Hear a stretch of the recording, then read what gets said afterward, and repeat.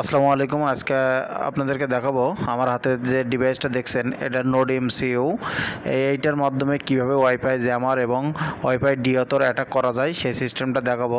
আপনারা কেউ ভিডিওটি দেখে খারাপ উদ্দেশ্যে ব্যবহার করবেন না। কেউ অ্যাটাক করতে চাইলে নিজের ওয়াইফাইটা টেস্ট করবেন, আর অন্য কারোর পারমিশন ছাড়া অন্য কারোর ওয়াইফাই টেস্ট করবেন না। তা প্রথমে আমি এই ডিভাইসটা ল্যাপটপের সাথে কানেক্ট করে নিব। দেন কানেক্ট করার পরে দেখুন আমাদের যে ওয়াইফাইটা কানেক্ট করে নেব, এখানে এই যে ডিভাইসের যে নাম PWND একটা অপশান আছে, এইটা হলো ওয়াইফাই। এটা ফ্ল্যাশ করে নিতে হবে। প্রথমত ফ্ল্যাশ করে নেওয়ার পরে এই অপশানটা পাবেন, পাওয়ার পরে এটা কানেক্ট করে নেবেন। কানেক্ট করে নেওয়ার পরে এখানে আমি আইপি অ্যাড্রেসটা লিখব 192.168.4.on, দেন এন্টার।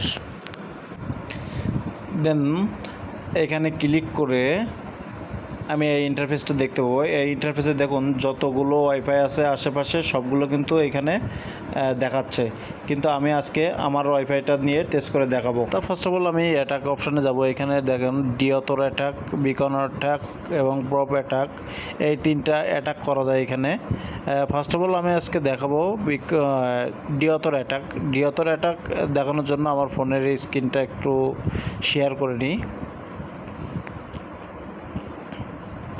দেখুন আমার ফোনে কিন্তু এই যে যখন স্টার্ট আমি ক্লিক করব তখন কিন্তু আমার এটা কিন্তু আর আমার এখান থেকে ওয়াইফাই কানেক্ট হবে না, আমার ওয়াইফাইটা কিন্তু কানেক্ট হবে না। দেখুন এটা কিন্তু কানেক্ট হচ্ছে না।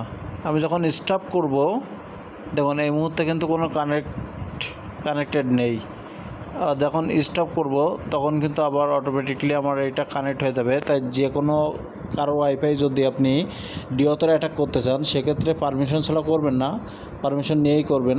এইখানে কিন্তু আপনি চাইলে যে কারো ওয়াইফাই এইখানে স্টার্ট অপশানে ক্লিক করলে তার এই ওয়াইফাই থেকে ডিসকানেক্ট হয়ে যাবে। যত সকল টিভি বা মোবাইল যে কোনো ডিভাইস থাকুক না কেন সব কিন্তু ডিসকানেক্ট হয়ে যাবে।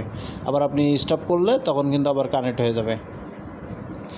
এবার আসি আমরা বিকন অ্যাটাকটা কীভাবে করে এই বিষয়টা একটু দেখাই। এই অ্যাটাকটা হলো ওয়াইফাই জ্যামার বলে, যেটা ওয়াইফাই জ্যামার। যেমন আমার যে ওয়াইফাই যে নামটা দেওয়া আছে এই নামটা আপনারা কনফিউজড করার জন্য, এক্সাম্পল আমার যে ওয়াইফাইয়ের নামটা আছে ফ্রিল্যান্সার মিনহাজ, আমি দেখাই। দেখুন আমার যে ওয়াইফাইয়ের নামটা আছে ফ্রিল্যান্সার মিনহাজ, আমি এইখানে আমার ওয়াইফাইয়ের নামটা এখানে দিব ফ্রিল্যান্সার মিনহাজ। দেখুন এবার এইখানে এই নাম দেখাবে অনেকগুলো, আমি যে কয়টা সংখ্যা দিয়ে দেবো এখানে সেই কয়টাই দেখাবে। যেমন আমি যদি 50টা দেই, দেন অ্যাড অপশানে ক্লিক করব। দেখুন এখানে কিন্তু নিচে দেখুন আমার একই এই যে ওয়াইফাই আছে আমার রিয়েল যে ওয়াইফাই ফ্রিল্যান্সার মিনহাজ নামে, এই মিনহাজ নামে কিন্তু অনেকগুলো 50টি নাম আসবে।